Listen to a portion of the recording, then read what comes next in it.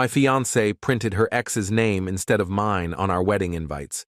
She laughed and said, "Oops, just a mistake." I smiled, made a call, canceled everything, and sent a brand new invite to my single and thriving party. Her mom's voicemail? Priceless. I'm 29, male, work as a software engineer at a mid-sized tech company, and up until 3 weeks ago I thought I was about to marry the love of my life. Her name was Emma. We met in college, stayed together through all the usual growing pains, moved in together 2 years ago, and got engaged last October. It wasn't a flashy proposal, just us on a hiking trail she loved, sunrise coming up over the mountains, and me on one knee with my grandmother's ring. She cried. I cried. It felt perfect. The wedding was set for June 14th. We'd been planning for months, venue booked, caterer locked in, guest list finalized. Emma wanted something elegant, but not stuffy, around 150 people, mostly family and close friends. I was fine with whatever made her happy. I handled the tech side of things, setting up our wedding website, managing RSVPs through a shared spreadsheet, and she took point on the aesthetic stuff. Flowers, color schemes, invitations. The invitations were a whole thing. Emma spent weeks researching designs on Pinterest, debating between matte and glossy finishes, arguing with her mom about whether to include a separate reception card or just put everything on one invite. Finally, she settled on this beautiful cream-colored cardstock with gold foil lettering. They cost a small fortune, like $800 for 150 invitations, but she was so excited about them that I didn't complain. They arrived on a Tuesday afternoon, April 22nd. I was working from home, on a Zoom call with my team, when I heard Emma squeal from the living room. I muted myself and called out, "Everything okay?" "They're here! The invitations are here." I wrapped up the call as quickly as I could and found her sitting on the floor surrounded by cardboard and tissue paper, holding one of the invites up to the light like it was a piece of art. "Look how gorgeous these are," she said, beaming. "The foil came out perfect." I sat down next to her and picked one up. The design was beautiful, exactly what she'd wanted. Elegant script, our names at the top, details below. Except something was wrong. The top line read, "Emma Catherine Morrison and Daniel James Chen request the pleasure of your company." Daniel James Chen, not Lucas James Morrison. Me. Lucas. Daniel was her ex-boyfriend from college. They dated for 2 years before she met me, broke up badly, hadn't spoken in over 3 years as far as I knew. I read it 3 times to make sure I wasn't hallucinating. "Emma," I said slowly, "why does this say Daniel?" She looked at me, then at the invitation in my hand. For a split second, and I swear this is what got me, I saw something flicker across her face. Not shock, not horror, just calculation, like she was deciding how to play this. Then she laughed. Not a nervous laugh, not an "oh my God, I can't believe this happened" laugh. A genuine, almost dismissive laugh. "Oh my God," she said, covering her mouth. "Oops, that's so embarrassing. Just a mistake, babe. Just a mistake." I stared at her. "How does this happen? You proofed these, right? The company sends you a sample before they print the whole batch." I know," she said, waving her hand like it was no big deal. "I must have been distracted when I checked it. I've been so busy with work and the venue changes and everything, it's just a typo." "It's not a typo, Emma. A typo is misspelling a word. This is your ex-boyfriend's entire name." She rolled her eyes, actually rolled her eyes at me. "Lucas, don't be dramatic. It's a mistake. We'll just order new ones." "Another $800? "I don't know. Maybe they'll give us a discount since they printed the wrong name." "They didn't print the wrong name. You approved the wrong name." That's when her tone shifted. She stood up, brushed off her jeans, and crossed her arms. "Why are you making such a big deal about this? Accidents happen." I said I was sorry. "You didn't actually say you were sorry. Well, I am. Sorry. There, can we move on now? I looked down at the pile of invitations on the floor, 150 of them, all announcing Emma's wedding to Daniel instead of me. And she was treating it like I'd found a typo on a grocery receipt. I stood up, grabbed my phone and keys, and headed for the door. "Where are you going?" she called after me. "Out. I need to think." "Lucas, come on, don't be like this." I closed the door behind me before she could finish. Update 1, I drove around for an hour, just processing. The more I thought about it, the less sense it made. Emma wasn't careless. She was obsessive about details, the kind of person who color-coded her closet and alphabetized her spice rack. There was no way she accidentally put her ex's name on our wedding invitations and didn't notice until they arrived. I ended up at my best friend Marco's apartment. He took one look at my face and handed me a beer. "What happened?" I told him everything. He listened without interrupting, which is one of the reasons Marco's been my best friend since high school. When I finished, he was quiet for a moment.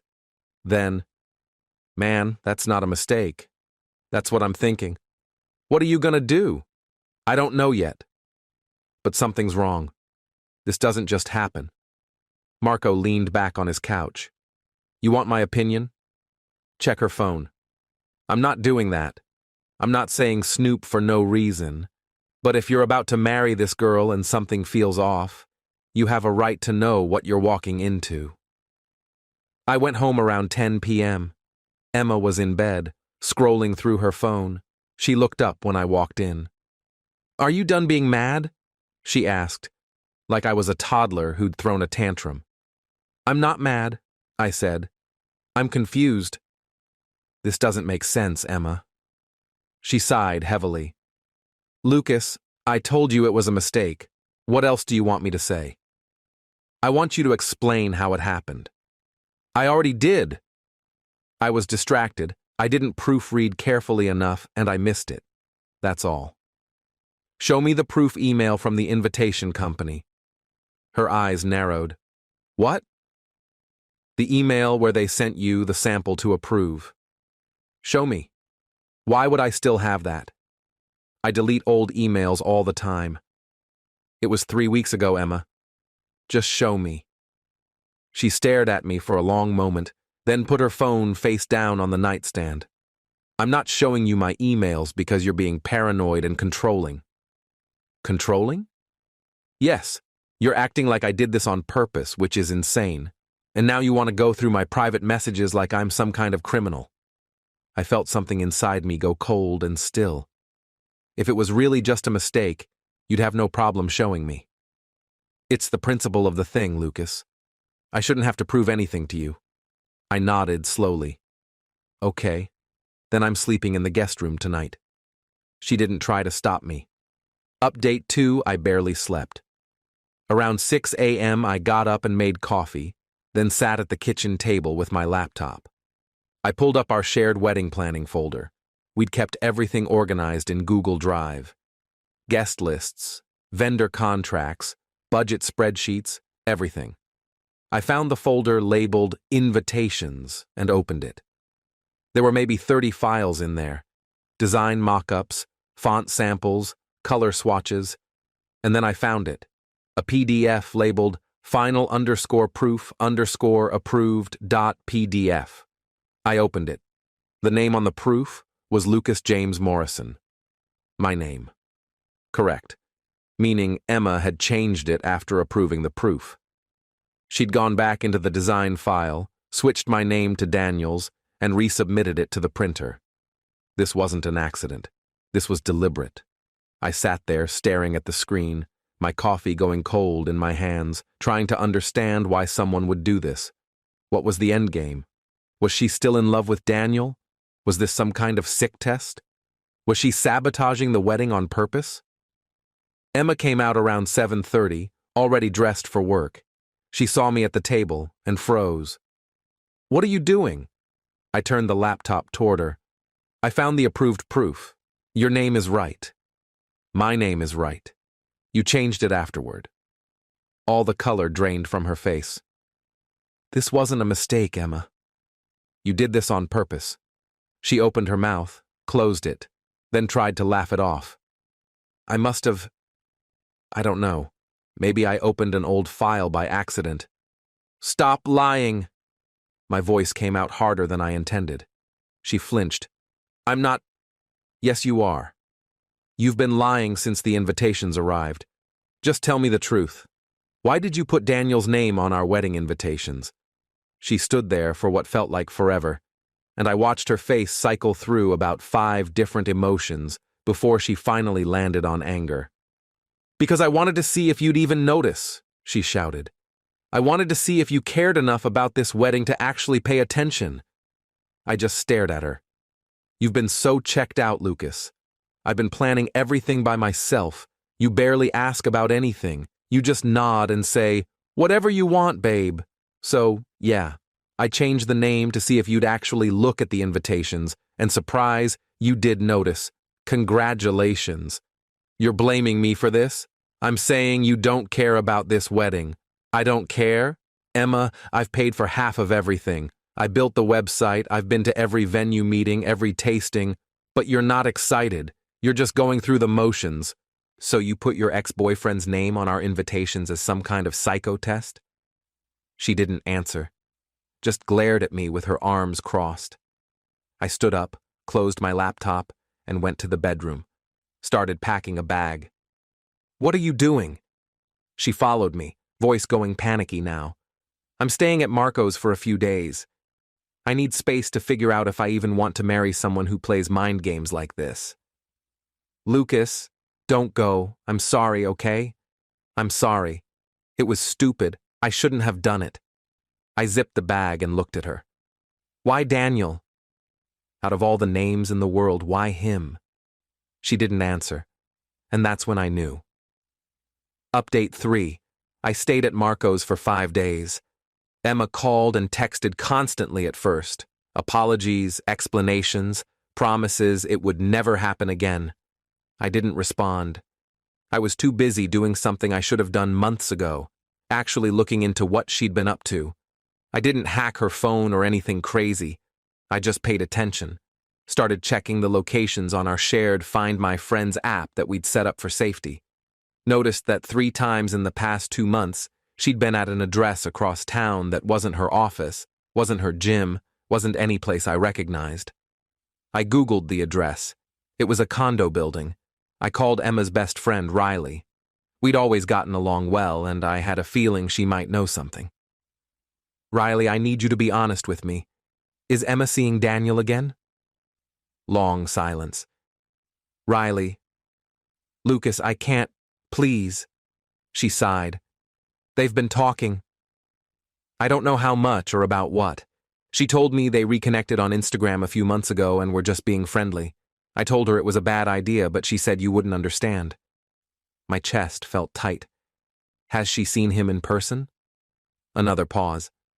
I think so. Maybe twice. She said it was just coffee, closure stuff, nothing romantic. Did she tell you about the invitations? What about them? She put his name on them instead of mine. She what? Oh my God, Lucas, no. I didn't know about that. We talked for a few more minutes. Riley seemed genuinely shocked and apologetic. Before we hung up, she said, For what it's worth, I think you deserve better than this. I called my mom that night, told her everything. She was quiet for a long time, then said, Honey, I love you, and I want you to be happy. But if you're having doubts like this before you're even married, imagine what it'll be like after. That's when I made the decision. Update 4. I came back to the apartment on day 6. Emma was there, looking exhausted and hopeful at the same time. Lucas, thank God. Can we please talk? Yeah, I said. We can talk. We sat down on the couch. She immediately launched into this whole speech about how she knew she messed up, how she'd been feeling insecure about us, how seeing Daniel again had been a mistake, but it meant nothing, and she wanted to move forward and get married and make this work. I let her finish. Then I said, very calmly, I'm calling off the wedding. She went pale. What? I can't marry you, Emma. I don't trust you anymore. Because of the invitations? Lucas, I explained. It's not just the invitations. You've been lying to me for months. You've been seeing your ex behind my back. You manipulated our wedding invitations as some kind of sick test, and even now you're still trying to minimize it and make excuses. I can't build a life with someone who does that. Tears started streaming down her face. Please don't do this. I love you. I made a mistake, but I love you. I don't think you do. I think you're comfortable with me. I think you like the life we've built. But I don't think you're in love with me, and honestly, I'm not sure I'm in love with you anymore either. She sobbed. I felt bad. I'm not a monster. But I also felt relief, like a weight lifting. I'm going to handle canceling everything, I said. I'll take care of the vendors, get back whatever deposits we can. You can keep the ring if you want, or sell it, I don't care. I'll move out by the end of the month. Lucas, we're done, Emma. Final update. It's been 3 weeks. I'm living with Marco temporarily while I look for my own place. Emma moved back in with her parents. She sent me a few messages in the first week, mostly angry, calling me a coward, saying I gave up too easily. I blocked her after that. The vendor calls were awkward, but not as bad as I expected. Most places were understanding. We lost some deposits, but split the cost down the middle. The venue coordinator actually said, "Better now than later, honey." Trust me, I did end up sending out new invitations, not wedding ones. Marco thought it was petty, but I didn't care. I designed them myself. Simple, clean, a little bit funny. Lucas Morrison invites you to celebrate being single and thriving. June 14th, 7 p.m., BBQ, drinks, and no relationship drama. RSVP for good vibes only. I sent them to my close friends and family. Most people loved it. My brother called me laughing his ass off. My mom was worried I was being bitter, but even she admitted it was kind of genius. The best part? Emma's mom called me 2 days after I sent them out. I didn't answer, but she left a voicemail. I've listened to it maybe 10 times. Lucas, this is Patricia. I wanted to say I'm so sorry about everything. Emma told me what happened, and I'm mortified. You deserved better than this. For what it's worth, I always liked you. I hope you find someone who treats you right. And, I have to admit, your invitation made me laugh. Good for you. I saved that voicemail. The party's in 2 weeks. 47 people have RSVP'd yes so far. Marco's handling the grill, my brother's DJing, and my mom's making her famous potato salad, even though she's still worried I'm using humor to mask pain. She's probably right, but whatever. As for Emma, I heard through mutual friends that she and Daniel are officially together now. Good for them, I guess. They deserve each other. Me? I'm doing okay. Better than okay, actually. I've been hitting the gym, picked up rock climbing again, and started seeing a therapist to work through some stuff.